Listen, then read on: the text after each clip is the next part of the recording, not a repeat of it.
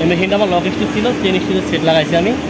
লাগানোর পরে এই মেশিনটা 10 স্টিচের মডেলে আনতে হলে পরে রিসেট মারতে হবে। রিসেট করলে এটা 10 স্টিচের মডেলে চলে আসবে।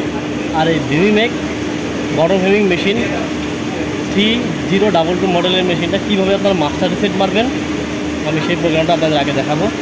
দেখেন, মনিটরের ডাউন বাটন আর বি আর সি বাটন একসাথে চাপতে ধরতে হবে। ডাউন বাটন, বি আর সি বাটন, দেখেন এটা বি, এটা সি, সি বি সি আর ডাউন বাটন একসাথে চাপতে ধরবেন। চাপতে ধরলে এরকম একটা লেখা আসবে আপনাদের। তারপরে ডি বাটন চাপ দিয়ে ধরবেন।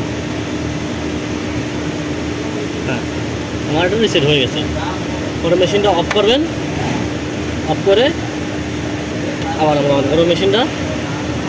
মেশিন আমাদের মাস্টার রিসেট হয়ে গেছে। এখন মাস্টার রিসেট হয়ে গেলে আমার একটা লক ইজি ছিল, একটা চেন স্টিচ হয়ে গেছে। এখন এটা আমি সুইং করবো। দেখেন,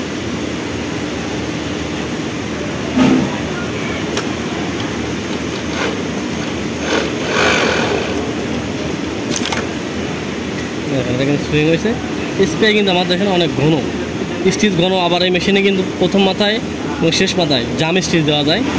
সেই জাম স্টিচটাও কিন্তু নাই। দেখেন, প্রথম মাথায় জাম স্টিচ নাই, শেষের মাথায় জাম স্টিচ নাই। স্প্রে এটাও অনেক ঘন। এখন আমি আগে স্প্রেটা আপনাদের পাতলা করে দেখে কীভাবে আপনারা স্প্রে পাতলা করবেন সেটা আগে দেখেন।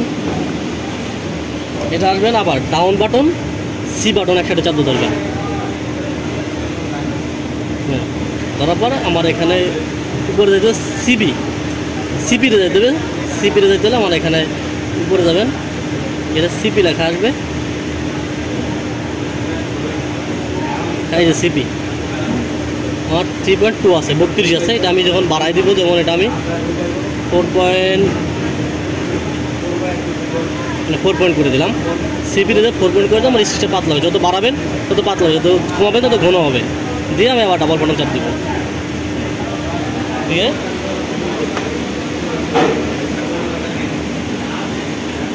এটা আমি সুইং করি।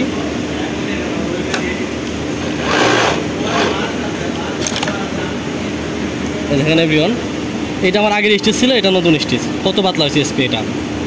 এখন দেখাবো প্রথম মাথায় শেষ মাথায় জাম স্টিচ দেওয়া যায়। কিন্তু জাম স্টিচ দিলে অনেক সময় সেলাই সারে দেয় মাথায়।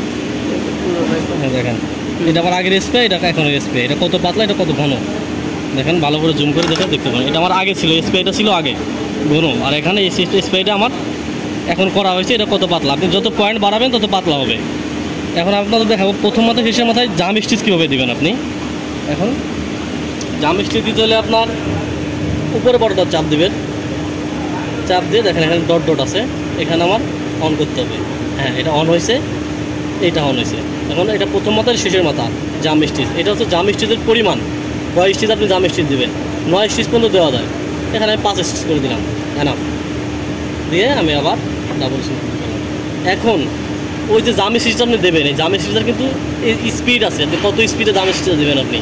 তার স্পিড আমার এখান থেকে আমি কমাই দিলাম স্পিডটা, যে আমি কত দেবো।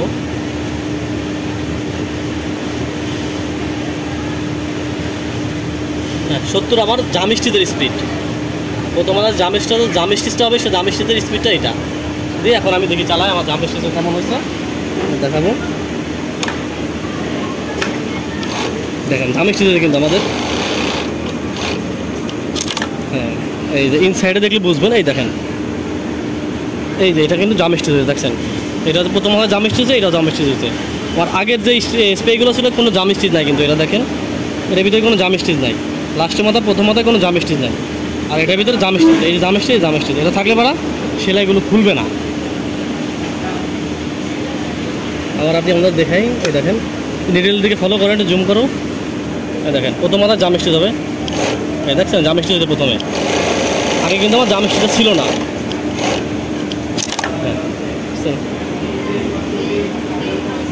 এই ধরনের নতুন নতুন ভিডিও পেতে আমাদের চ্যানেলটা সাবস্ক্রাইব করবেন, শেয়ার করবেন এবং কমেন্টস করে অন্যকে দেখার জন্য সুযোগ করে দেবেন। ধন্যবাদ, ভালো থাকবেন।